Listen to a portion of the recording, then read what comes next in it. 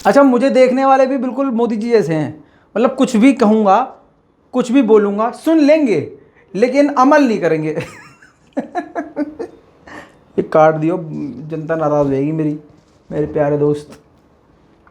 अभी देखा मैं कहूँगा ना, मजा ले अगर 10 सब्सक्राइबर भी बढ़ जाए उधर।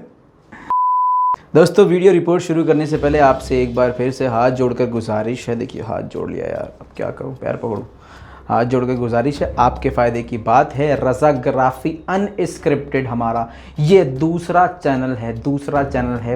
प्लीज़ इसको आप सब्सक्राइब कर लें, क्योंकि 10 जुलाई से छुट्टी पर हूँ मैं।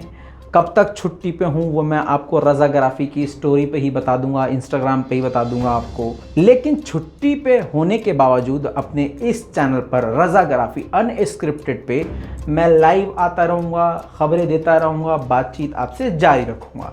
लिहाजा आप लोगों से गुजारिश है कि प्लीज़ इस चैनल को सब्सक्राइब कर लें। ठीक है दोस्तों, शुरू करें। सलाम, नमस्ते, सत श्री अकाल। मैं हूँ रज़ा और आप देख रहे हैं रज़ाग्राफ़ी। ये खबर जुड़ी हुई है भारत, तुर्की, पाकिस्तान और चीन से। जो हम टॉपिक कवर करते हैं वो सब इसमें इंक्लूड है। इसी वजह से ये रिपोर्ट आपके सामने पेश करना बेहद ज़रूरी है। वैसे तो मेरा इरादा था कि आज से ही छुट्टी शुरू कर दूं अपनी, लेकिन ख़बर ऐसी आ गई कि आपके सामने हाजिर होना पड़ रहा है। यह आपकी मोहब्बत है और इसी तरह से मोहब्बत जारी रखेंगे। तो कवर में भी जाने के बाद आपके ख्वाबों में आके खबरें सुनाऊँगा आपको। यार, मैं कितना मजाकिया आदमी हूँ ना, मैं खबर पढ़ने लायक लगता नहीं है। नहीं, कंट्रोल ढूंढूं। दोस्तों, आपको तुर्की का किलर ड्रोन याद होगा। वो किलर ड्रोन जिसकी वजह से अजरबैजान आर्मीनिया को कुत्ते की तरह हरा चुका था। जी हां, तुर्की के इस ड्रोन ने, और अगर अपने जुमलों को ठीक करूं तो आर्मीनिया और अजरबैजान की जंग ने पूरी दुनिया में ड्रोन की अहमियत दिखा दी। तुर्की और अजरबैजान और आर्मीनिया के इस बवाल में, यानी अजरबैजान को तुर्की ड्रोन दे रहा था और अजरबैजान उन ड्रोन्स का इस्तेमाल आर्मीनिया के खिलाफ कर रहा था। आर्मीनिया के पास भी खतरनाक एडवांस लेवल के हथियार थे, लेकिन तुर्की के इस ड्रोन ने आर्मीनिया को तबाह कर दिया। और कुल मिला के आपको बताऊं तो 15-20 दिन के अंदर ही आर्मीनिया ने घुटने सिर्फ इस वजह से टेक दिए क्योंकि उसके पास ऐसे खतरनाक ड्रोन नहीं थे। आपको तुर्की के इस किलर ड्रोन के बारे में एक छोटी सी बात बता दूं। ये जो ड्रोन है ये किलर ड्रोन के नाम से जाना जाता है। हालांकि इसका असल नाम बैरक्टर TB2, जी हां, अटैक ड्रोन है, जिसकी आपने तस्वीर देखी। बेहद खतरनाक ये ड्रोन है। अब दोस्तों, टेंशन भारत को क्या है? टेंशन भारत को ये है कि पाकिस्तान और तुर्की बेहद करीब हो गए हैं। और मजे की बात ये है कि तालिबान पहुंच गया है अफगानिस्तान में और पूरी तरह से इस वक्त ज्यादातर 80% से ज्यादा अफगानिस्तान पर तालिबान ने कब्जा कर लिया है। इसी वजह से भारत पहली बार और मोदी सरकार पहली बार डर के मारे तालिबान से बातचीत कर रही है। मुझे लगता है इसी वजह से RSS के मोहन भागवत ने हिंदू मुस्लिम एकता की बात कर दी।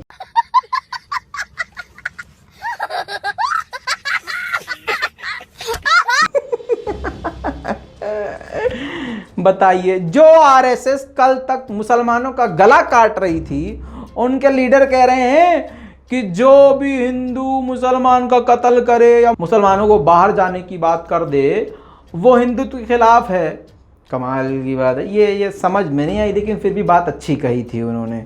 अब कहा यह जा रहा है कि ये सब कुछ पैतरे इसलिए बदल गए हैं क्योंकि तालिबान आ गया है। हालांकि मेरा इसमें कोई इंटरेस्ट नहीं है, ना मैं इस बात को मानता हूं। जो सोशल मीडिया पे चल रहा है मैं आपको वो बता रहा हूं। दोस्तों, अब खबर यह है, भारत के रक्षा सूत्रों ने ही भारत को बताया है कि भाई साहब, पाकिस्तान और तुर्की के बीच में इस ड्रोन को लेकर चर्चा जारी है। और अगर ये ड्रोन पाकिस्तान के हत्थे लग गया तो आप समझ सकते हैं हालात फिर क्या होंगे।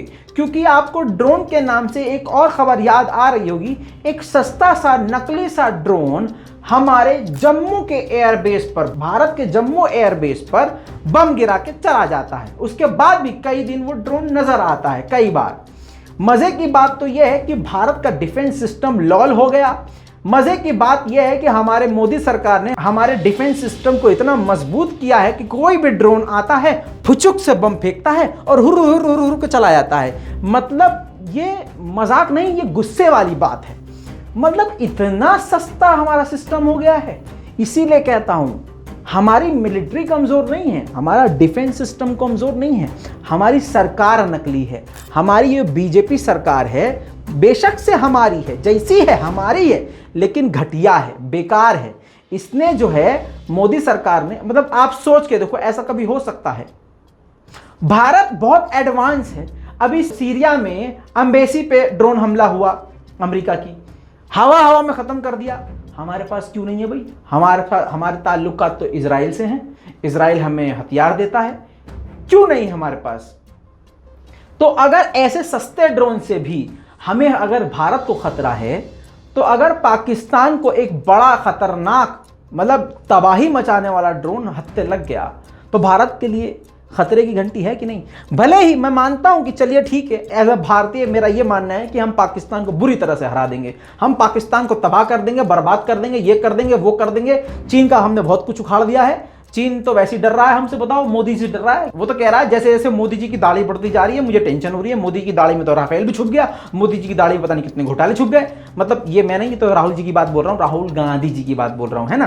तो मतलब कहने का मतलब ये है कि जैसे जैसे मोदी की दाढ़ी बढ़ रही है, ऐसा लग रहा है कि पूरा चीन जो है मोदी की दाढ़ी में छुप जाएगा। तो इसलिए चीन डर भी रहा है। खैर, जोक सपाट, क्योंकि हमारे मोदी जी को जोक बहुत पसंद है। वो कहते हैं कि जिंदगी में मजाक होना चाहिए, तो उन्हीं की बात पे हम अमल कर रहे हैं। मोदी जी। चलिए दोस्तों, अब भारत के लिए खतरा ये हो गया है कि भैया एक तरफ से चीन जो है ऑलरेडी ड्रोन दे रहा है पाकिस्तान को, और ये जो किलर ड्रोन है तुर्की का, उसके लिए भी पाकिस्तान तुर्की को पटा रहा है। और तुर्की तो एकदम बिछ जाता है पाकिस्तान के आगे, ये भी आप जानते हैं। आपको याद दिला दूं, बता देता हूं, तुर्की के सेना प्रमुख अभी चंद दिन पहले पाकिस्तान पहुंचे थे। पाकिस्तान के राष्ट्रपति से मुलाकात हुई, तो पाकिस्तान के राष्ट्रपति ने हमारे भारत की एकदम जम के बहुत गंद मचा दी, एकदम तबाही। मतलब ओहो, सारा दिल में जहर था सारा उगल दिया उन्होंने कि भारत आतंकवाद मचा रहा है, भारत ये कर रहा है, सारा उन्होंने अपना जो उनको रोना था रो लिया, एकदम बहुत सब कुछ कह दिया, सारे इल्जाम लगा दिए भारत पे। चलो ठीक है भाई, ये भी राजनीति है। हालांकि पाकिस्तान के लोग और भारत के लोग शांति से रहना चाहते हैं, ये सिर्फ बवाल इन कमबख्त राजनीति करने वालों का है। खैर, उनको भी छोड़ दीजिए, बेचारे, उनका काम है, जैसे हमारा काम है वैसे उनका भी काम है। आगे बढ़ते हैं खबर की तरफ। तो पाकिस्तान ने तुर्की के सेना प्रमुख को निशाने इम्तियाज से नवाजा। निशाने इम्तियाज समझ रहे हैं? आप नहीं समझ रहे होंगे तो बस इतना समझ लीजिए कि बहुत ही ज़्यादा उनको इज्जत दी, एक तरह से उनको अवार्ड दिया, और मतलब क्या ही बताएं, बहुत ज़्यादा इज्जत दी। क्यों? क्योंकि तुर्की और पाकिस्तान ऐसे हो गए हैं जैसे जुड़वा भाई, इस वक्त ऐसे दोनों के रिश्ते हैं। और तुर्की और पाकिस्तान और चीन का आपस में जुड़ना, ये यकीनन बिल्कुल, इसमें दो राय नहीं है कि भारत को खतरा है।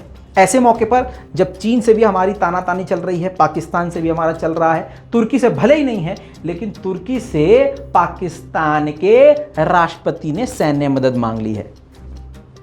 समझ रहे हो? मैं कोई भी खबर अपने मन से नहीं बता रहा हूं। अब दोस्तों, भारत ऑलरेडी पूरी जंग की तैयारी में है। अपने सारे हथियारों की तैनाती वो बॉर्डर्स पे कर चुका है। LOC से लेकर LAC तक पूरी तरह से जंग के लिए वो तैयार है। अपने सारे हथियारों को, यहां तक कि फाइटर जेट को एक्टिव मोड पर रखा हुआ है। डिफेंस सिस्टम भारत के पूरी तरह से तैयार है। दोस्तों, भले ही चुनाव का माहौल है, कुछ भी हो सकता है, चाहे मोदी जी ही कर दें, चाहे उधर से ही हो जाए पहल, लेकिन हालात जो हैं बेहद खतरनाक है। दुआ हम यही करेंगे कि पूरी दुनिया में शांति रहे, लोग अमन प्यार से चैन से रहें, कहीं भी जंग ना हो, आवाम ना मरे, क्योंकि जंग में आवाम का ही नुकसान होता है, नेता तो हर जगह सेफ रहते हैं। दोस्तों, इस पूरी रिपोर्ट पर आपकी क्या राय है, नीचे कमेंट जरूर कीजिएगा। उम्मीद करता हूं कि नफरत करने वाले आप नहीं होंगे, चाहे आप पाकिस्तान से हो, चाहे इंडिया से हो, चाहे दुनिया के किसी भी कोने से हो। मेरी ये उम्मीद है और मेरी ये तमन्ना है कि हमारे देखने वाले मोहब्बत करने वाले लोग हों, जिंदा दिल हो और इंसानियत को धर्म मानने वाले लोग हों। उम्मीद करता हूं आप भी ऐसे ही होंगे। लाल बटन दबा के चैनल को सब्सक्राइब कीजिएगा। इस रिपोर्ट के बारे में अपनी राय कमेंट में जरूर दीजिएगा। मैं हूं रजा, आप देख रहे थे रजाग्राफी। जय हिंद।